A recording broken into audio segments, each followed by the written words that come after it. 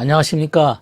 김군의 마음TV 김원장입니다. 이번 시간에는 이사야 선지자에 대해서 생각해 보겠습니다. 이사야 선지자, 성경 말씀은 이사야 6장입니다. 이사야 선지자는 이사야 6장에 보면 주님을 뵙는 장면이 등장합니다. 보좌에 계신 주님을 본 이사야의 환상, 이것은 요한계시록 1장에 사도 요한이 주님을 뵙는 그 장면과 유사합니다. 그 주님께서 통치하심, 다스리심을 우리가 인식하는 거죠. 주님이 우리의 주가 되시고 왕이 되시고 그분만이 우리의 진리가 되신다. 이러한 사실을 의미하고 있는 것이죠. 이사야가 주님의 보좌에 앉아 계신 주님을 볼 때에 6 날개를 가진 그 스랍들이 얼굴을 가리고 발을 가리고 막 날아다니고 있었습니다. 6 날개를 가졌다. 날개가 6입니다. 스랍들이. 이걸 뭘 뜻하는가 하면 하나님의 진리의 힘을 의미합니다. 6 날개. 우리가 6이라는 숫자가 아주 수고의 숫자죠. 하나님의 진리의 힘을 의미합니다. 얼굴을 가렸다. 보통 얼굴이라고 하는 것은 내면 세계를 의미합니다. 마음의 세계, 깊은 세계를 의미하거든요. 그래서 여호와의 얼굴, 그런 표현이 나오죠. 하나님께서 수면, 얼굴 면자죠.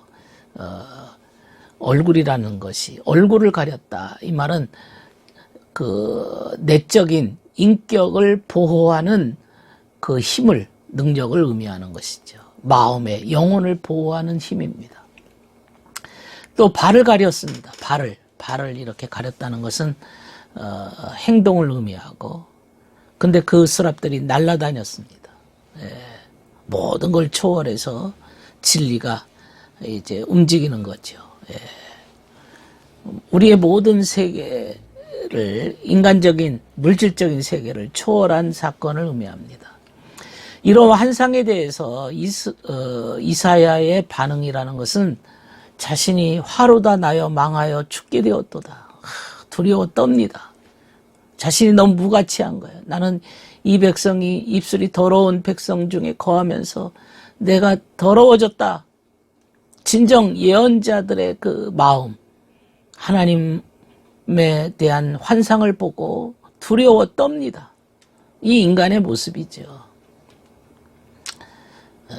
시편 111편 10절에도 여호와를 경외하는 것이 지혜의 근본이라. 경외한다. 두려워하는 마음을 갖는다는 거죠.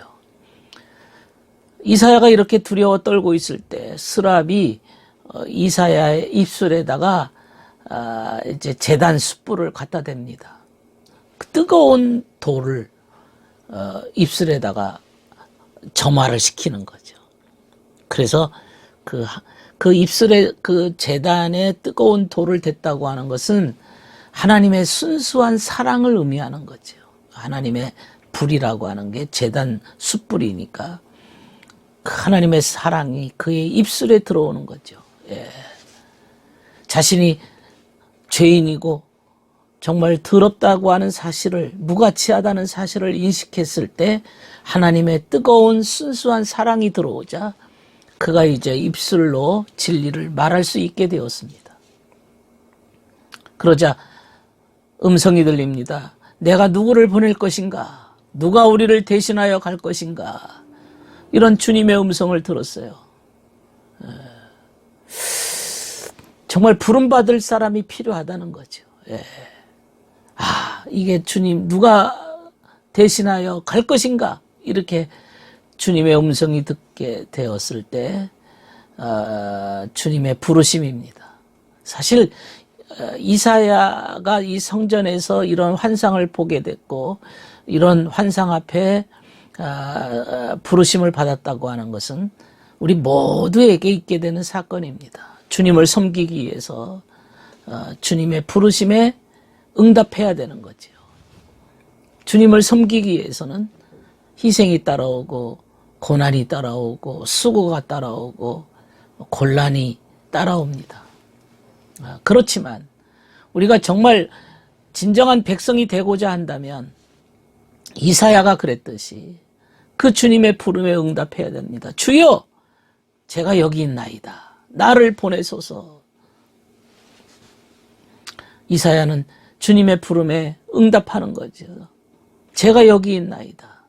부족하지만 처음에는 자신의 죄로 인해서 두려웠지만 주님의 제단 숯불로 깨끗해지고 난 다음에 주님의 부르심에 응답하는 겁니다. 이 본문의 이 후반부에 보면 이사야가 백성들이 어떻게 메시지를 받게 되는지를 설명합니다. 어떤 이들은 자신감이 가득해가지고 그의 귀를 틀어막고는 그들의 마음을 돌이키려고 하지 않았습니다. 회개하려고 하지 않았습니다. 그러나 그 중에서라도 소수의 사람이 있었는데 그들은 메시지를 경청하고 정성으로 그 말씀을 받아서 주님의 교회가 재건되기 위한 씨앗으로 봉사하게 됩니다. 주님의 가르침, 말씀을 경청하지 않았던 자만심에 들떠있는 사람들도 있었습니다. 하지만 진리에 대해서 귀담아 듣는 자들이 있습니다. 비록 소수입니다. 작은 숫자지만은 주님을 신뢰하고 믿고 적은 수지만은 주님께서 우리에게 말씀하신 진리를 환영하는 이웃들이 있다는 사실을 우리가 기억해야 되고 그분들을 만나게 해 주실 것입니다. 주님께서 그러한 준비된 영혼, 마음이 열려진 영혼들을 이제 복음으로 그들을 만나도록 인도하실 것입니다. 그래서 우리들은 주님이 보내신 자로서 주의 말씀을 전하는 것이죠. 사명을 감당하는 것이죠. 왜 우리가 영적인 삶에 애쓰고 노력하고 주님이 부탁하신 진리를 전하는 데 힘을 써서 정말 주님의 나라가 주님의 왕국이 번성하도록 우리가 한 부분을 담당해야 될 것입니다.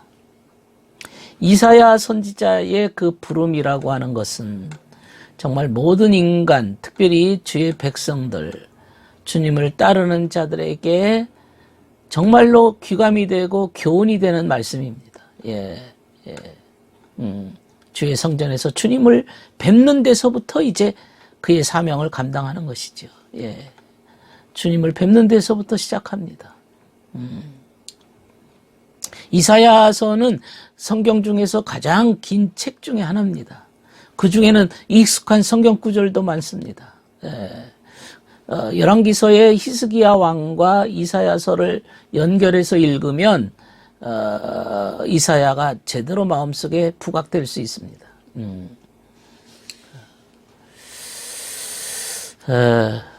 정말로 주님께서 우리에게 주시는 음성, 그것이 얼마나 귀하고 소중합니까? 이사야와 예레미야는 유다 왕국 말기에 예언했습니다. 이 예언 내용들은 모든 국민들에게 경각심을 불러일으키고 정말로 나라가 이제 숙명적으로 파멸될 것을 예언했습니다. 그러니까 사람들이 싫어하죠.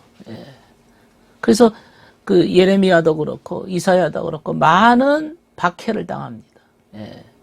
반면에 다니엘과 에스겔, 이들은 포로 생활 중에 오히려 존경받고 높은 지위에 있었습니다. 에스겔은 포로들 가운데 존경받았기 때문에 사람들은 언제나 그에게 자문을 구하고 그의 환상을 기쁘게 받아들였습니다. 기쁘게 받아들였습니다.